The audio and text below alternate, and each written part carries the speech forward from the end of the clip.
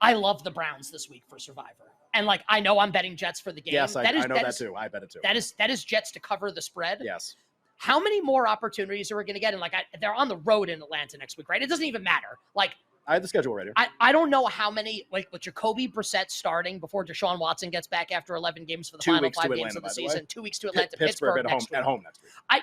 I just feel like you've got an opportunity to take Cleveland here. They're almost a touchdown favorite. They're playing at home. Joe Flacco's the opposing quarterback. I don't think they're like, I thought last week the Eagles were the most likely team to actually win straight up. I don't feel that way this week. Like, that would be insane for me to think that, especially since I took the points with the underdog, the Jets. But I think I would actually use Cleveland this week.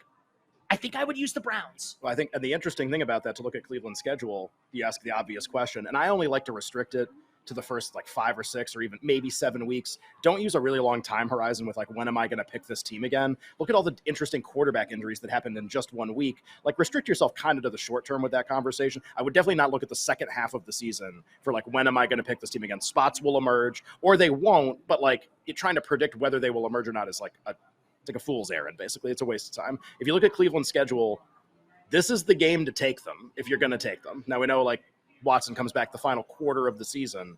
I'm going to be honest, like if they're out of it, I also don't know if he comes back. Nick thinks he definitely does. We don't know. And there's a lot of uncertainty there. I would definitely not hinge it like picking Cleveland on, well, I'll take them on one of the Watson games. Yeah, I mean, there's way too much that has to happen in between now and then.